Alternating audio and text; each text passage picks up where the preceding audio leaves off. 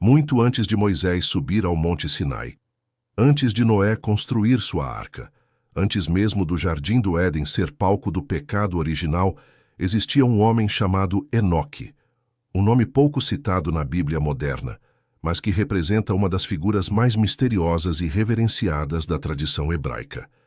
Enoque não morreu, ele foi levado por Deus, arrebatado aos céus, segundo o livro de Gênesis. Mas o que poucos sabem é que há textos antigos atribuídos a ele. Textos apócrifos esquecidos, banidos de concílios religiosos. Livros que detalham visões do céu, o julgamento dos anjos caídos, os segredos da criação e até mesmo o destino final da humanidade. Estamos falando dos livros de Enoque, e aquilo que eles revelam pode abalar os pilares da fé tradicional. O chamado primeiro livro de Enoque, também conhecido como Etíope, foi preservado durante séculos fora da tradição judaico-cristã, principalmente em manuscritos encontrados na Etiópia. Ao longo do tempo, versões fragmentadas foram descobertas entre os manuscritos do Mar Morto, provando que ele circulava entre as comunidades antigas como um texto sagrado. Mas por que foi removido da Bíblia? A resposta pode estar no seu conteúdo. Enoque descreve uma realidade espiritual muito mais complexa e inquietante do que aquela apresentada nos livros canônicos. A história central dos livros é a da rebelião dos anjos.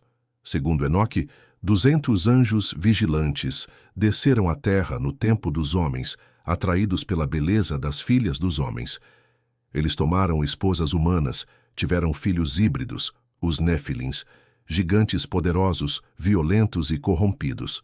Esses anjos ensinaram aos humanos segredos proibidos: feitiçaria, astrologia, metalurgia, armas de guerra, maquiagem, manipulação genética, leitura das estrelas e invocação de espíritos.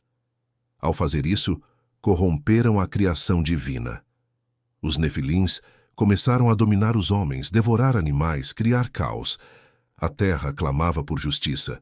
Deus então ordena a punição. O arcanjo Miguel deve prender os anjos rebeldes nas profundezas da terra. Gabriel deve exterminar os Nefilins.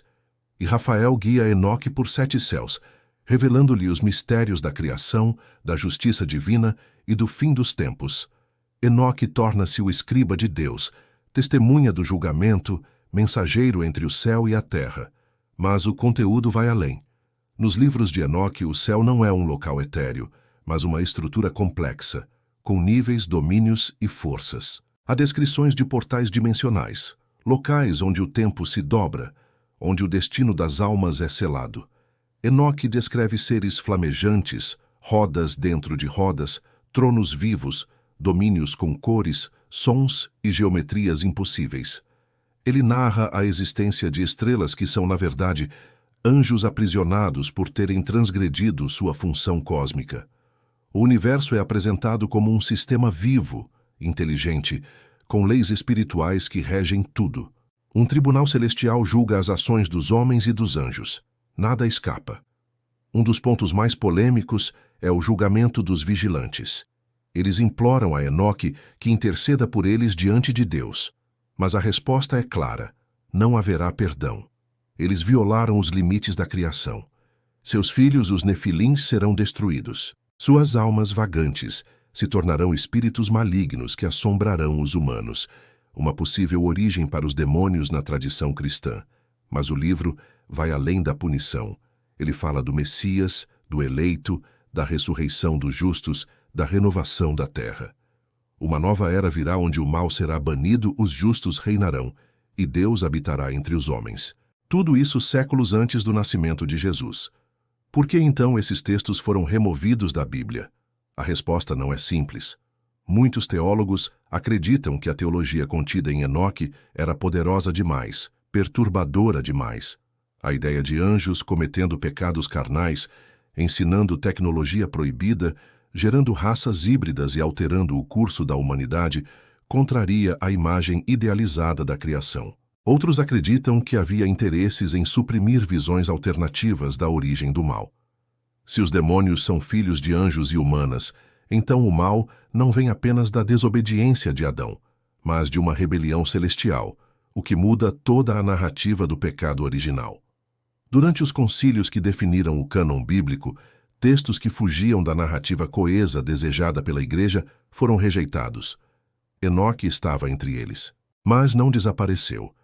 Ficou preservado em tradições orais, manuscritos escondidos, culturas periféricas, e ressurgiu. Os livros de Enoque também mencionam datas, ciclos cósmicos, eras de destruição e renascimento. Falam de estrelas que se desviam de sua órbita, de luas que se tornam vermelhas, de sinais no céu.